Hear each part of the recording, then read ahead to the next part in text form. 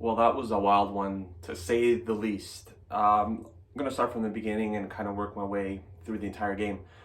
Very offensive lineup from Serbia. Milinkovic, Savic, Tadic, Vlahovic, and Mitrovic. In my preview, I said don't be surprised if Stojkovic does go with two strikers, just because Vlahovic played really well last game.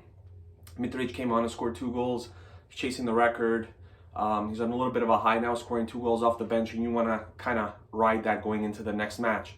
The Portuguese backline, I pretty much predicted as well. I said that both João Cancelo and Cedric Soares would be in there, as well as Ruben Diaz and Jose Font. So pretty much it was what I expected. In the midfield, João Moutinho was out of this match. He played the previous match against Azerbaijan, but he was out of this match due to injury. So they're kind of shorthanded in terms of that point.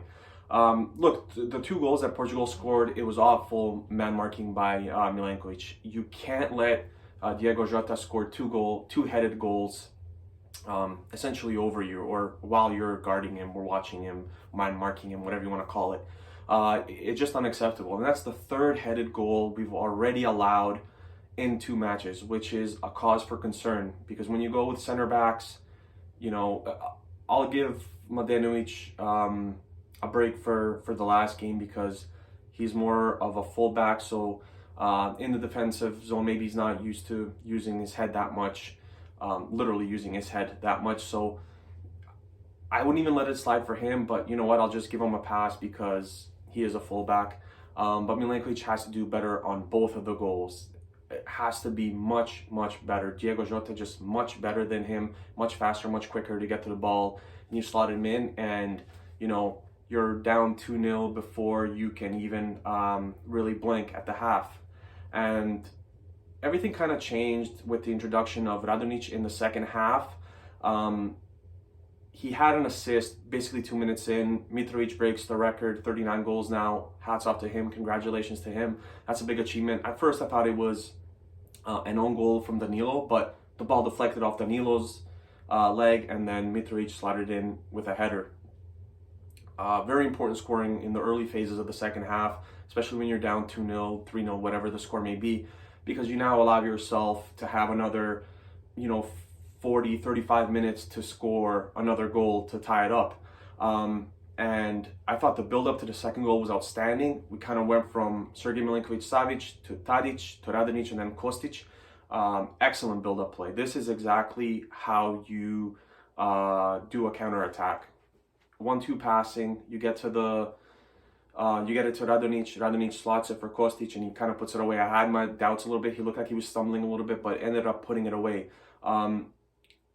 Radonic needs a place in the squad. I think his speed can cause serious problems for defenders, and João Cancelo was having a lot of issues with him in the second half, trying to contain him. His speed is very good. Technically, he's very sound. He's on loan right now to Hertha Berlin from Marseille, but he doesn't play much for Hertha Berlin either, and Hertha's kind of fighting to stay up, and he's the type of player that you would kind of want in your squad just because he has a shot from distance as well, very good shot from distance, and I know that very well being a Red Star Belgrade supporter. He played there for 2 years, I believe it was. So he's displayed that. He's displayed his speed, and like I said, his technical ability is really good. So he caused major problems for Portugal as soon as he came in. As the match progressed, I thought that Sergej Milinkovic-Savic looked better, and I've criticized him saying that he doesn't really fit into the scope of what the team is trying to do. And I thought when I saw his name on the game sheet in the middle with Gudel, I didn't really know how he was going to work in terms of how much was he going to attack, how much was he going to have to defend. And I know that's not really, defending isn't really his game. He's used to being a playmaker for guys like Ciro Immobile, so I didn't really know what to expect, but I thought as the match went on, and credit to him, like I tweeted out, maybe, sub him at half, him or Gudel, and you put in someone like Maksimovic. And while we're on Maksimovic, I thought he had a poor match today when he came on. There was 2-3 passes that he kind of got intercepted by Portugal. He had the one where he slipped somewhere probably in the middle of the second half where Portugal kind of cut off and started an attack.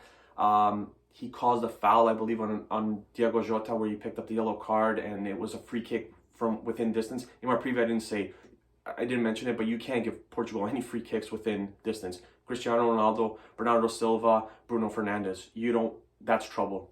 That's trouble. We're lucky today that the 2 free kicks that Ronaldo took didn't go in.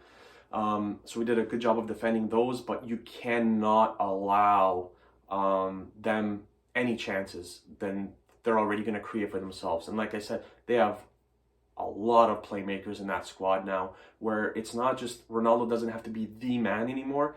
There's other guys who can step up in this match. I think Portugal is missing Pepe badly today. Font, he's 37 years old. I believe he's 37. Pepe's been kind of rejuvenated playing with Porto. He's been really good this season. I got a chance to watch him in both the matches against Juventus. He was excellent in those 2 matches. I thought they were really missing him today. If they had him, I think they would have had a lot more toughness at the back, and someone who could really, I don't know if he could handle Mitrovic. He could handle Mitrovic better than I think Font could. So I think that's kind of where they missed him. And even Ruben Diaz, who's an excellent defender, had his troubles with Mitrovic today. A lot of fouls committed on Mitro, and I think he did a great job of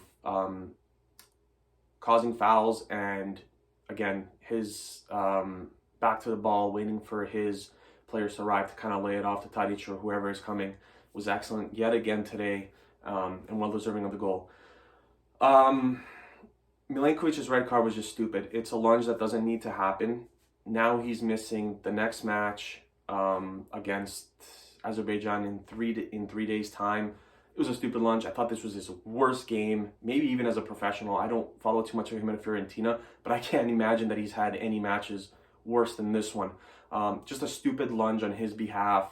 The ball got away. He tries to tackle. He gets Danilo.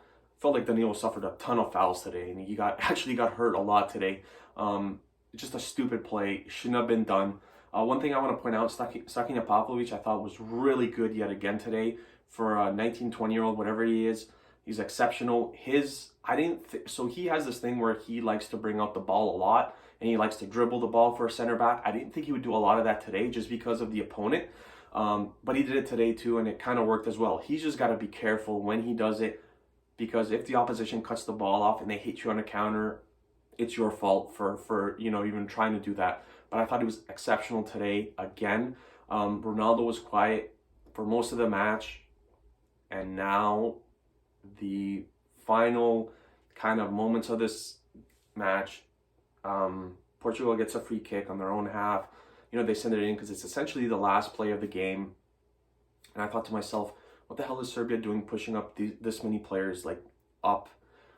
Actually, I don't think it was a free kick. I think they just started from their own net. And I was thinking, why are we still pressuring them so high up when we're a man down? Dimitric gets out, doesn't get the ball. Ronaldo has a free net, kicks the ball. Ball clearly crosses the line. The referees don't signal anything, and the match finishes 2-2. Now, there's no VAR in World Cup qualifying. I get that. But the referees at some point need to be held accountable. You have a linesman who's on that side who has to be able to see that the ball has crossed the line. Now, depending on his positioning, maybe he couldn't see it. Regardless, he is on the side. So when Mitrovic slid to kind of stop the ball from going in, he isn't blocking the official. So the official can still see that the ball is crossing the line if he's in a position where he can see that, so to say. Clears the ball, and then I believe it was Bernardo Silva who has a go and clears it again. And Ronaldo is pissed. He picks up a yellow for talking to the linesman, saying a bunch of stuff probably. So he picks up a yellow, and he essentially walks off the pitch, throws off his captain band, and that was pretty much the end of the match. Now, we can't always depend on VAR. We have to, these officials get paid money to make the right calls. So I get that VAR, and if it was here, it would have clearly shown that the ball was over the line. But at some point, the referees need to be held accountable too. If there's no discipline for the referees, then this is going to keep happening. The ball was clearly over the line. Portugal should have won it. One thing I will say, this is probably the second time not having VAR has helped Serbia already in this qualifying phase. I thought Stefan Mitrovic committed a penalty against Ireland in the box. Like, I thought that was a PK. I would have to watch it again, but my first reactions, even watching it live, was I thought that he got the man and not the ball. Now again, the ball clearly crosses the line. If it did, we lose, we don't get any points, and who knows what would have happened in the Ireland match. Maybe we're stuck at 1 point after 2 matches. Instead, now we have 4. Another thing I'll say is we need to put a match together where we play both halves really well. We still haven't done that in the first 2 games.